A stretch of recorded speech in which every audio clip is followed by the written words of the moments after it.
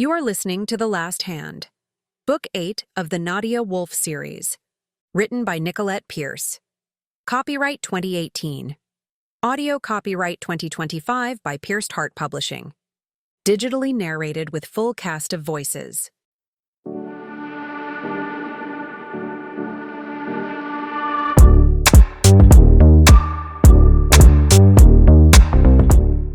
Chapter 7. Frankie and Mark decided to come with me to the Lost City Casino to find Caleb.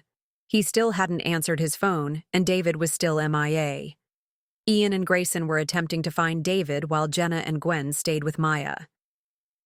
I don't like this, Frankie said, clinging to Mark in the back seat of my rental car. We're going to be ambushed at any moment.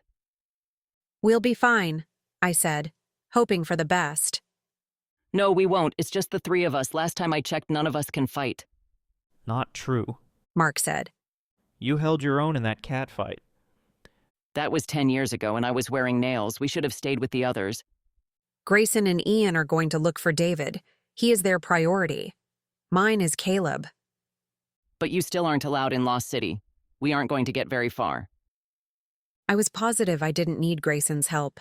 It was bad history under the bridge. No one would remember me. Plus, Jenna seemed relieved when Grayson said he would look for David instead of Caleb. I parked in the lot and turned off the engine. We all looked at the towering casino. In the past, this casino had felt like a second home, but now it was just a brightly lit reminder of so many things gone wrong. However, I ended up with Caleb. If none of the bad things had ever happened, would I have still wound up with him? We'll just wait here, Frankie said. No, we have to help her blend in. Mark said. In those outfits? We told you to change. Mark had a dress you could have squeezed into. And that would have helped me to blend in, I asked the two men wearing matching powder blue leisure suits and white leather platform boots. Frankie smoothed back his hair. Don't hate the look. It's the rage. For lounge performers in the 70s. We should try to get a gig here. Wouldn't that be fun? Forget danger. I rushed out of the car before they could discuss any harebrained ideas. I had been dragged through too many of their schemes. No more. What's the plan? Frankie asked when he caught up with me. To find Caleb. You're just going to walk through the front door? Yes. It's an event night. There will be too many people here to worry about one person who was unjustly banned. I walked through the glass doors, never expecting anyone to recognize me. But once again, Vegas slapped me. I'm sorry, ma'am, but I have to ask you to leave, A security guard said. That was quick. Mark said. Where were you hiding? And how long can you stay? Frankie asked with a wink. Mark gasped at Frankie. Do I need to remind you that you are in a committed relationship? What's the problem? You always flirt with the Miller brothers. That's because they're straight and it's fun. I'm straight. The guard said. See? No problem. Yes, there is a problem. You didn't know he was straight until now, which means you don't give a boa feather about our relationship.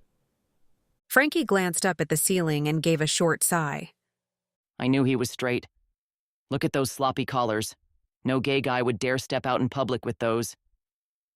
Mark shrugged. You make a valid point, but you still shouldn't flirt with strangers. But with people we know it's okay? While Frankie and Mark distracted the guard, I slowly inched away and then bolted into the crowded casino. Security would still be able to find me, but it'd be more difficult. Thankfully, I knew all the shortest routes, and within a few minutes I had my sights on the event room. But before I could reach it, another guard stepped in front of me, blocking my path. Grayson said he took me off the list, I said. Mr. Miller no longer works here. I heard he consults. That's above my pay grade. You need to leave. Fine, I will. But can you tell me if Caleb Usher is here? Sorry, no. He's my fiancé, And I'm his mom. he said sarcastically. Listen, I don't care who he is. We don't give out information. I think he's in trouble. Can you just check? No. Would you rather I call the police? Yes, then they can arrest you for trespassing. He smiled smugly. Damn. I could feel the heat rising to my face, tears brimming to the surface. Don't cry. He ordered. I'm not. I don't cry. And yet my face was already being assaulted by salty tears. Tears don't work on me. Do you know how many girls have tried that stunt before? I'm not crying to guilt you into anything. However, if he gave in, that would be okay too. Everyone is disappearing and I'm trying to find Caleb. He's not answering his phone. I wiped the tears off on my sleeve. He doesn't answer his phone during tournaments. So you do know him? Never said I didn't.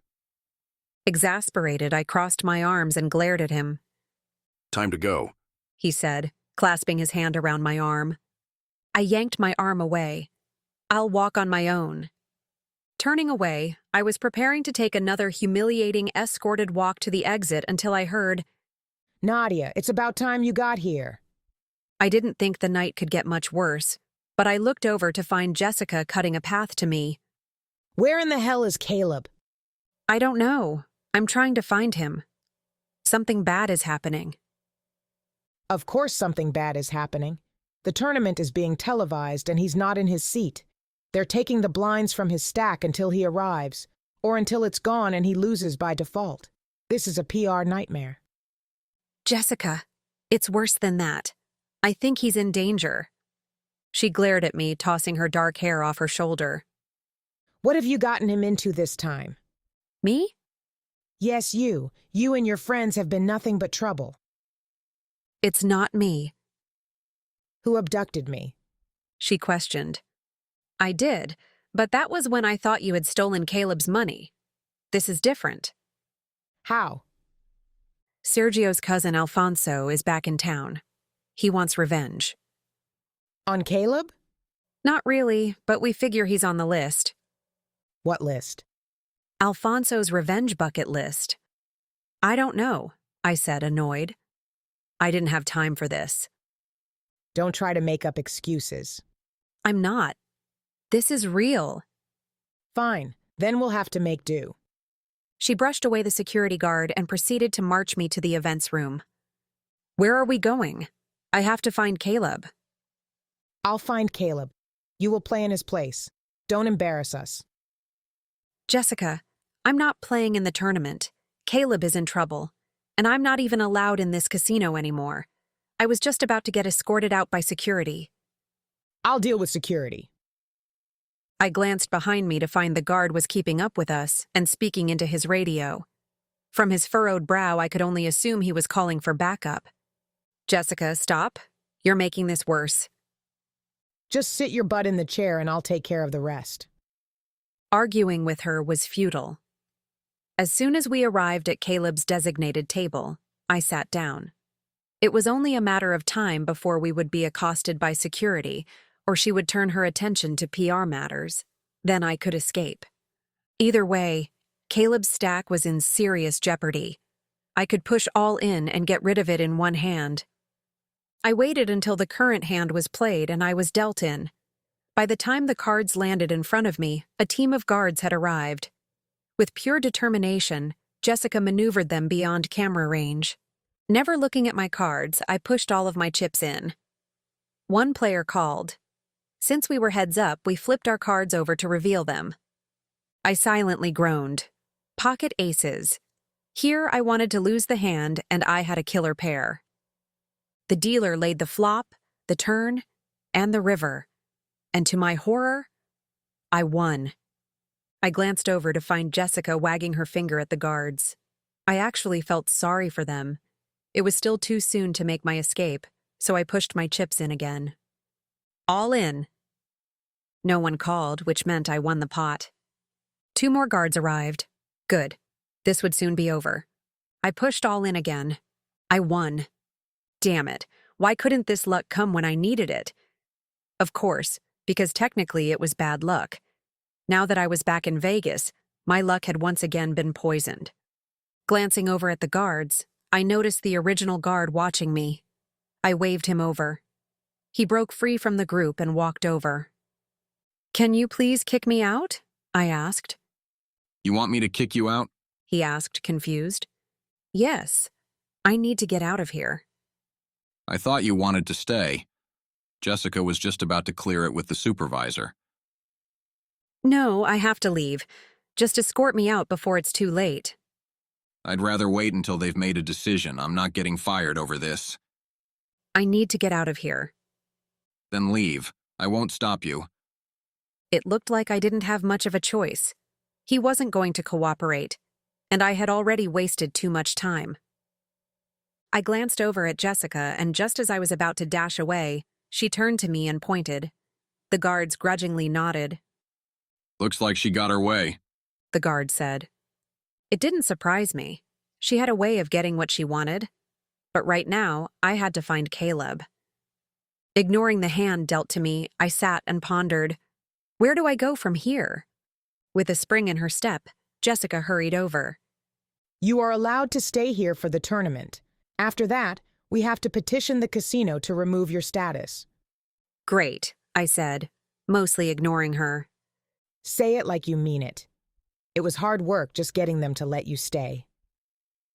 Jessica, I'm tired and worried. I don't want to be here. Until we find Caleb, you don't have a choice. Now sit here and I'll look for him. I faked a smile, willing her to leave. Don't smile at me like that. Why not? Because it means you're up to something and it's creepy. Just sit here and I'll be right back. And don't try to leave. The guards are under strict orders to keep you here.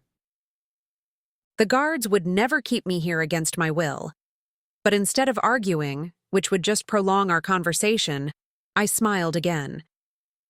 Stop it! She demanded. Jessica squared her shoulders, shot me one withering glare, and turned to leave. As soon as she was out of view, I stood and headed to the front door. Where were Frankie and Mark? I had lost them in the confusion. Since I drove, I headed to the car, hoping they would be there waiting for me. No such luck. I sat in the car and locked the doors. My first call was to Caleb, hoping he would answer. I listened to his voicemail greeting before I hung up. I was already starting to miss his voice. Taking a fortifying breath, I called Grayson next. Did you find David? I asked as soon as he answered. No, did you find Caleb? No, what do we do now? We're heading to my house. Come over and we'll figure out a plan. Do you think it's safe? We'll secure the gate and set the alarm. It's as safe as we're going to get right now. What about the guests staying there? As soon as we heard about Sergio's cousin, we transferred them all to hotels and comped their stays. Oh, that's good. So you'll meet us there? Yes, I just have to find Frankie and Mark. I thought they were with you. They were. I lost track of them when the security guard stopped me. I'm sorry about that, Nadia. I really am. But don't go looking for them. Just come to the house. I can't leave them here. What if they're in trouble? Then you'll end up following them into trouble. While he had a valid point, I wasn't going to abandon them. I'll see if I can get in touch with them without leaving my car. Keep your doors locked. If you can't find them in 5 minutes, then leave. I'm serious. Anyone can break your windows if they want. Okay, I'll leave soon if I can't reach them. Promise? Promise. Disconnecting with Grayson, I quickly called Caleb. I knew it was a long shot, but I was still hoping for the best. When he didn't answer, I called Frankie first and then Mark. Neither answered, so I left a message to call me back as soon as possible. I didn't want to say where I was headed in case the call was intercepted, but if Frankie and Mark were now MIA in such a short amount of time, Alfonso must have hired help. I drove to Grayson's house, checking my rearview mirror every few seconds to make sure I wasn't being followed. In the city, it was nearly impossible to detect, but not out on the deserted country road. Only one vehicle had followed me for a mile until it turned, leaving me thankfully alone. As soon as I reached the gate, it opened automatically. Grayson must have been watching for me. I parked in the front near Grayson's and Ian's vehicles. Grayson greeted me at the front door and hurried me inside. Did anyone follow you? No. Are you sure? Positive. I was watching. Good. Ian and the girls are in the living room. Why don't you join them and I'll be along in a minute? Okay, but Grayson, I don't think Alfonso is working alone. I can't reach Frankie or Mark. That makes me even more worried. He was about to shoo me into the other room when I stopped him. Will this ever end? I asked. I hope so. He said, tucking me in for a brief hug. I don't know how many more lives either of us have left. It can't be many, I agreed. I'll go in with the others. Nadia, we'll find Caleb. We'll find them all. I know. I just hope it's not too late. He gave a nod. Me too. I trudged into the living room, feeling the weight caving around my shoulders. The others stopped talking as soon as they saw me. Maya hurried over as fast as her waddling body would allow. We heard you couldn't find Caleb. We haven't been able to find David either. 8 people are missing, I said miserably. 8? I thought it was 6. Frankie and Mark are MIA now, too. Oh no. She sniffled into a tissue she had clutched in her hand. Ian scrubbed his hand over his face, looking every bit as tired and worried as we were all feeling. I'll get a room ready for you, Jenna said. It's getting late. Oh no, you don't have to, I said. You know we have plenty of space. I won't have you sleeping on a sofa when we have beds available. You might as well agree. Grayson said, walking into the room. We're all here for the night. But what about the others? I asked. We're no good to them if we get nabbed too. We'll come up with a plan and stay here until morning. Sounds like a long night, Gwen said, heading to the kitchen. I'll make coffee. Thank you, Ian said. My stomach shifted and a wave of nausea hit me. I sat down on the couch. Are you okay? Maya asked. Just a little queasy. I'll be fine. She sat down next to me and held my hand. We'll get through this together. I knew she didn't mean my nausea. I squeezed her hand. She was so much stronger than I was. Fiasco after fiasco, she kept herself going. Me, I wanted to curl up into a ball and wish it all away. But I couldn't. Not when there were so many people counting on us. Where do we begin? I asked. Grayson sat down across from us. I don't know.